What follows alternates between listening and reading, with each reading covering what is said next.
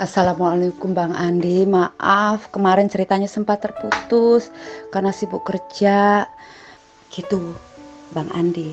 Jadi saya ya alhamdulillah saya mohon bimbingannya terus ya Bang Andi. Saya ingin dalam hati saya ini hanya ingin menjadi orang baik. Walaupun saya bilang hablum minallah saya memang belum terlalu baik, tapi saya akan berusaha sebisa mungkin untuk bagaimana saya hablum minanasnya saya terus ini perbaiki sebelum saya menjalankan ibadah yang benar-benar. Waalaikumsalam warahmatullahi wabarakatuh. Alhamdulillah Bu Wiwi, jika sudah bisa berdamai dengan diri sendiri, alhamdulillah. Jadi sebenarnya susah atau bahagia itu sebenarnya pilihan ya. Susah dan senang itu pilihan kita sendiri. Tidak ada orang lain bisa membuat kita bahagia. Tidak ada juga orang lain bisa membuat kita susah. Semua itu pilihan kita sendiri. Kitalah yang menentukan atas diri kita. Mau susah apa mau senang kan gitu. Mau menderita apa mau bahagia. Semua itu pilihan. Ya. Jadi apapun yang terjadi dalam hidup kita, apapun yang kita alami saat ini, jangan hanya melihat perihnya, jangan hanya melihat sakitnya, tapi coba lihat kenikmatan Allah yang sudah Allah berikan. Coba kita syukurilah dulu. Kita bilang susah, aku susah bang, aku menderita bang, aku sakit bang. Banyak orang lain yang lebih sakit, banyak orang lain yang lebih menderita ya. Mungkin menderitanya kita itu ya belum seberapa. Banyak orang lain yang lebih menderita daripada kita. Jadi kita jangan terlalu menzolimi diri sendiri. Seperti apa itu menzolimi diri sendiri? Benci berlama-lamaan, dendam terlalu lama, sakit hati terlalu lama, itu namanya menzolimi diri sendiri. Jadi bagaimana bang biar saya bisa bahagia? Cepat-cepat memaafkan ya. Apapun yang terjadi dalam hidup, sakit, pahit, perih, damai dulu dengan diri kita sendiri. Selagi di hati kita menyimpan kebencian, selamanya lah kita akan tersiksa. Selamanya lah kita akan menderita. Jadi hilangkan tuh kebencian di hati kita. Walaupun ada orang-orang tertentu yang membuat kita sakit hati, membuat kita benci, membuat kita marah, membuat kita dendam. Coba kita jangan lihat makhluk, kita lihat Allah ya. Makhluk ini hanya tangan Allah saja, perantara Allah untuk menguji hidup kita. Jadi coba cepat-cepat lihat Allahnya, kita berdamai dengan diri sendiri ya. Memang sesuatu yang sakit, yang perih itu ya nggak bisa lupa, nggak bisa kita lupain sampai mati. Memang ingat terus itu.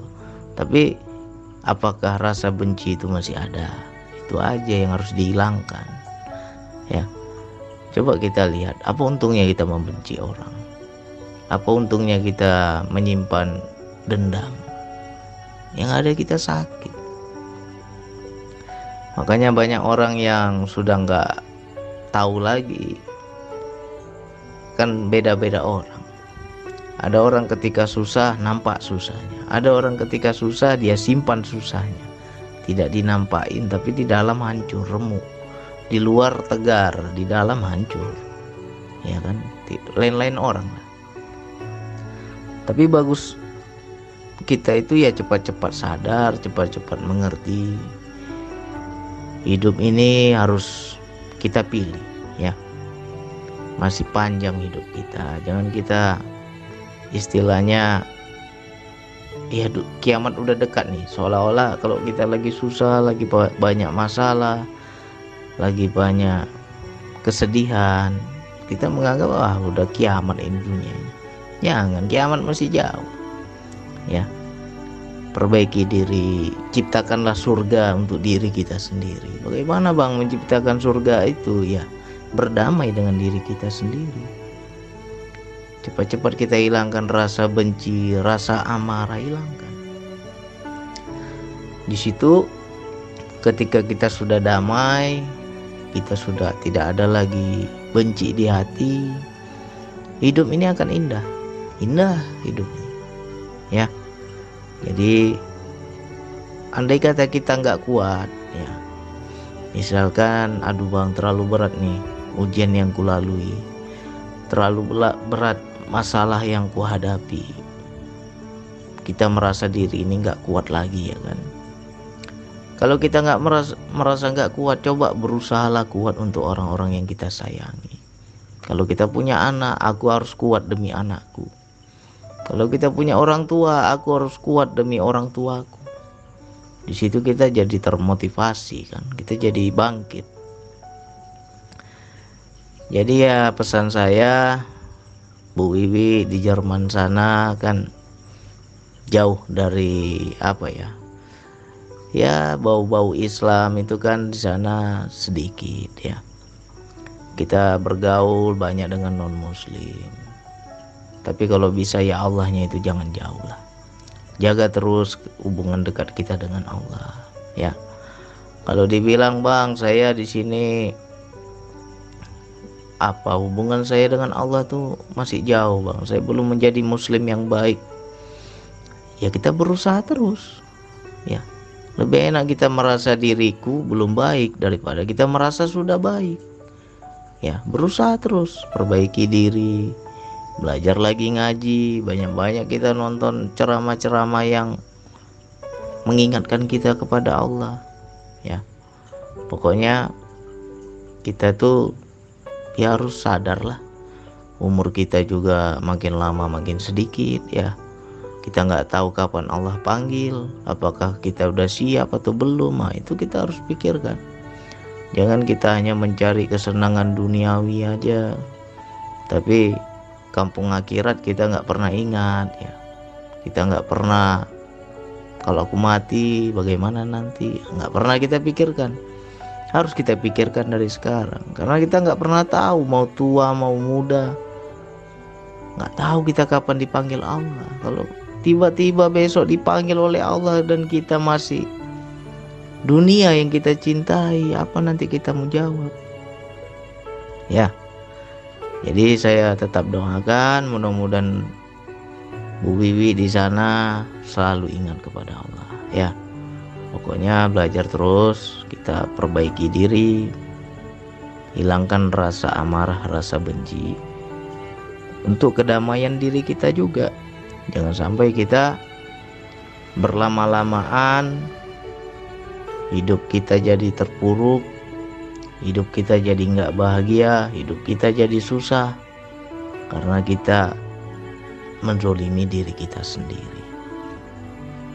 Sejatinya orang-orang yang sedih berlama-lamaan sebenarnya itu ada bisikan setan. Cuman banyak kita nggak pernah dengar, nggak pernah kita mau tahu, nggak pernah kita itu mengenal bisikannya. Ada bisikan sebenarnya itu. Dibisiki kebencian. Akhirnya apa? Susah kita memaafkan. Nah, kenapa ya Bang sampai berlarut-larut, sampai saya jadi sakit, sampai saya jadi stres? Ya karena hubungan kita dengan Allah itu jauh.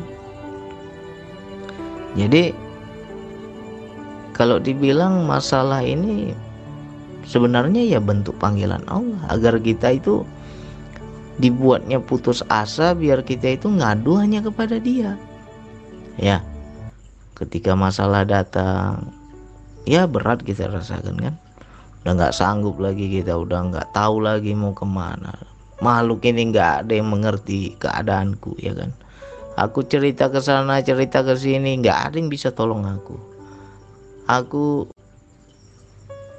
curhat ke teman, ya nggak bisa juga masalahku selesai.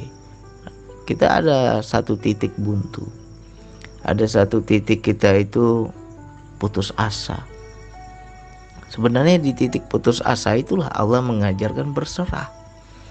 Udah cukup kau usaha, udah cukup kau berikhtiar, sudah cukup kau merasa mampu. Nah sekarang lah, kalau kau sudah nggak mampu, kembali padaku. Itu sebenarnya Allah panggil kita, biar kita, ya hanya Dialah tempat mengadu, nggak ada lagi tempat mengadu. Mau mengadu sama siapa lagi? Ya. Nah, jadi jangan kita menganggap suatu masalah itu jelek ya. Sebenarnya banyak kebaikan, banyak hikmah sebenarnya. Ya teguran juga untuk diri kita agar kita lebih mendekat, ya kan. Mungkin selama ini kita ya sibuk dengan duniawi. Kita merasa aku nggak butuh Tuhan, aku nggak butuh Allah. Nah sekarang dibuat butuh. Jadi segala sesuatu yang sudah terjadi ya belajar saja memaafkan. Maafkan semua makhluk yang menyakiti, anggaplah itu semua perbuatan Allah. Ya, sejatinya Allah lah yang berbuat itu semua agar kita kembali kepadanya. Ya. Kalau kita betul-betul mengenal apa sih yang tidak bisa Allah atur di dunia ini, ya kan? Bahkan ya kebaikan, keburukan semua juga ada campur tangan Dia. Ya. Mungkin bagi kita makhluk ini yang jahat. Nah, bagi kita ini makhluk yang zalim pada diri kita. Ya. Tapi kalau kita bilang semua atas izinnya, tiada daun yang tidak gugur kalau bukan atas izinnya, ya kan?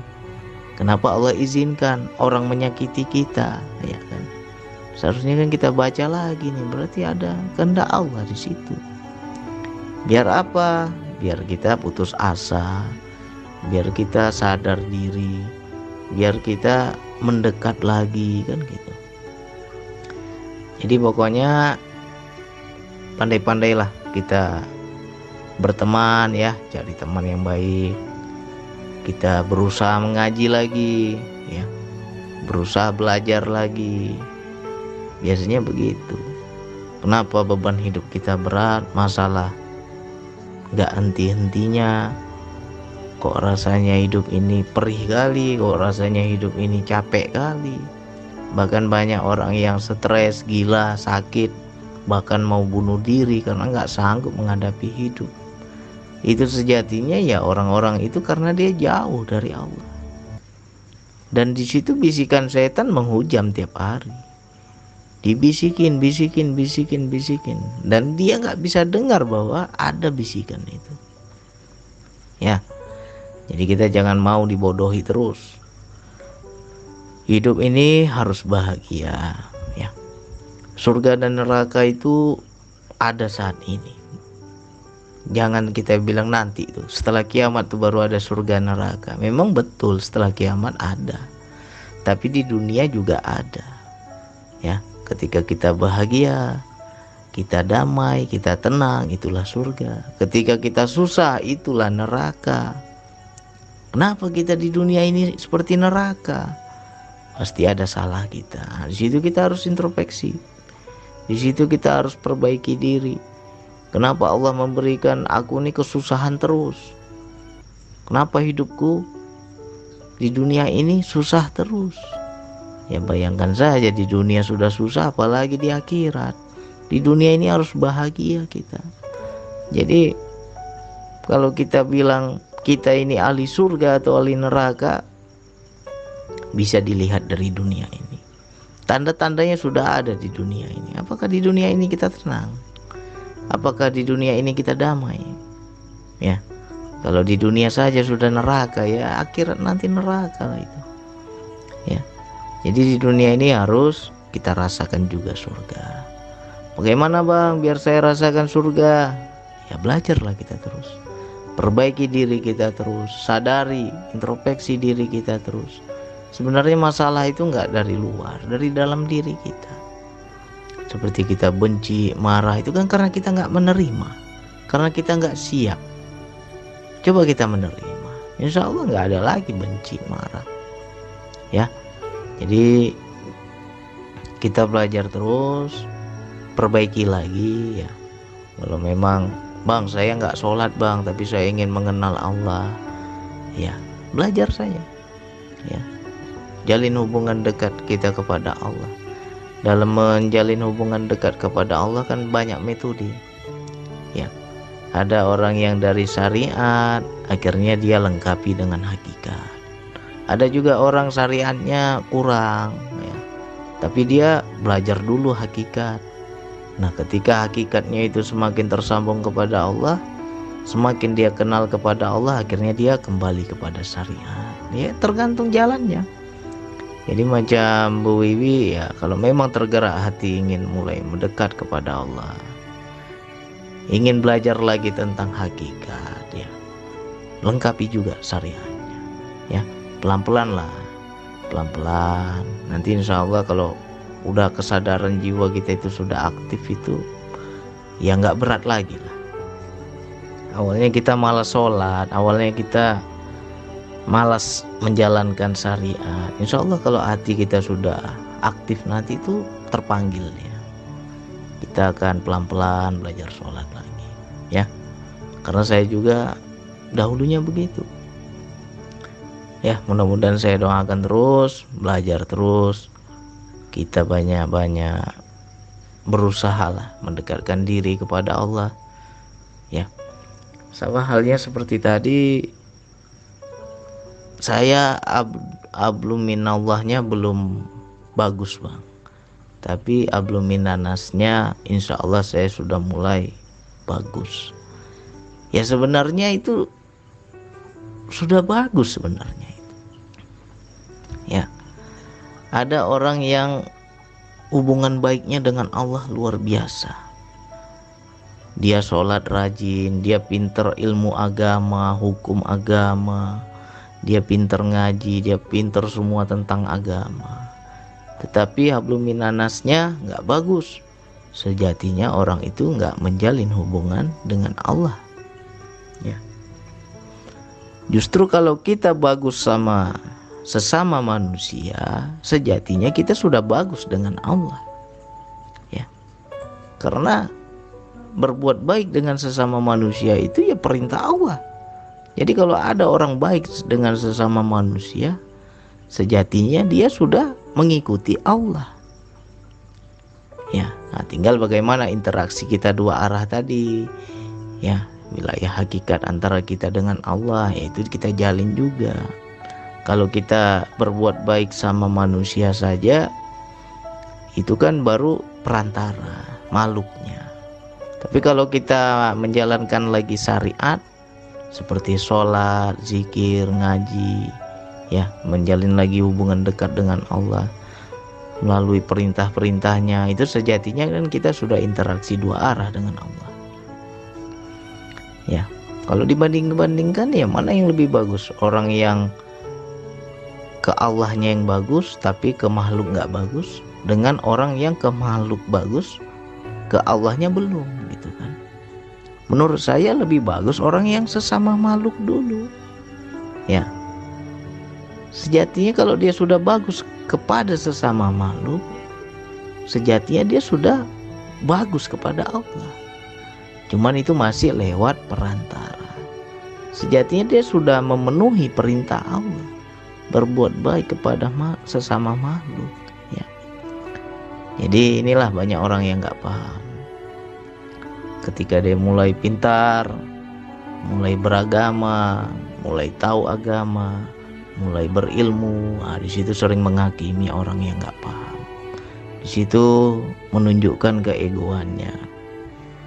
Ya, kita juga harus banyak sabar-sabar menghadapi orang yang seperti itu, ya. Yang penting kita belajar terus, ya. Hanya itu yang bisa saya sampaikan. Wassalamualaikum warahmatullahi wabarakatuh.